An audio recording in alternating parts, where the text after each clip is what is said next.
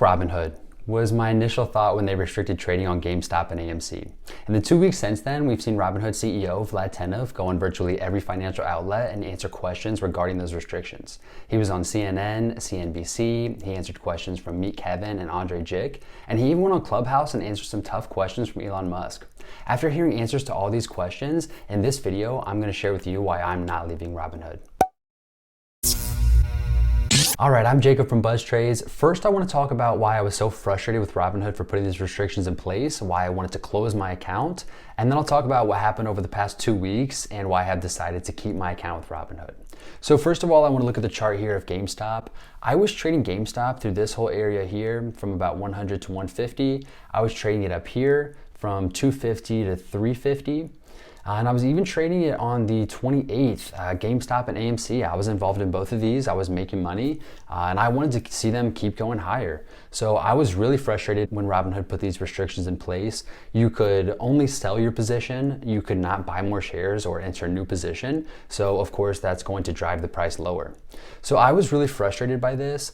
And the only explanation we got from Robinhood on the 28th was that they wanted to protect their customers and themselves, which on one hand, they do have an obligation to do both, but at the same time, people should be able to risk their money the way that they would like to. So I was really frustrated with Robinhood, and I was very frustrated by the explanation that they gave as well.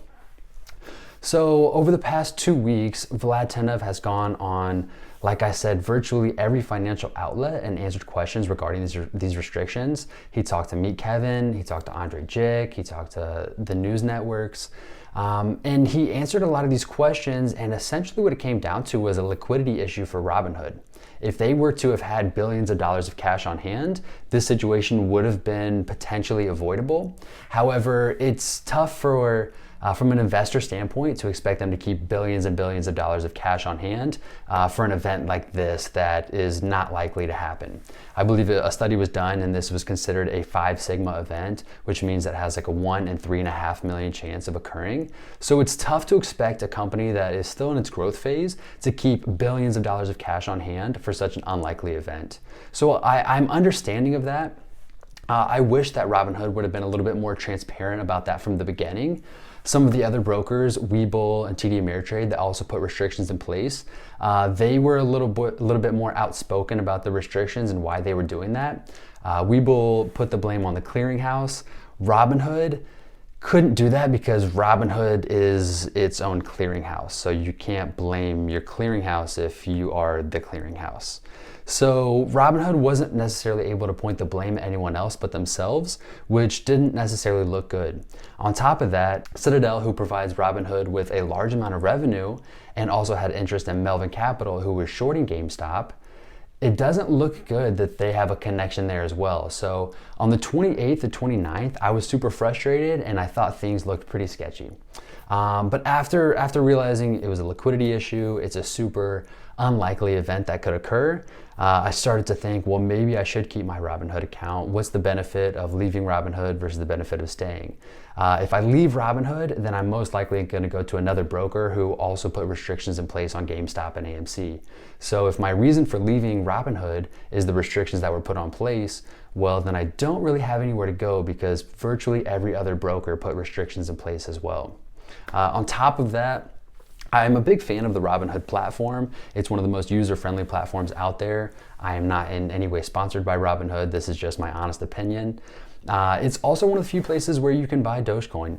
You can trade Dogecoin, I should say. You're not an owner of Dogecoin. As I talked about in a previous video, you can trade the price effectively though.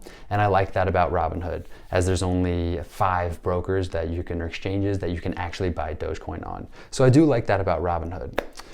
On top of that, I was encouraged by Robinhood CEO Vlad Tenev's willingness to talk about the situation. Originally, we were given very vague, not very detailed answers at all about why the restrictions were put in place and what the restrictions entailed.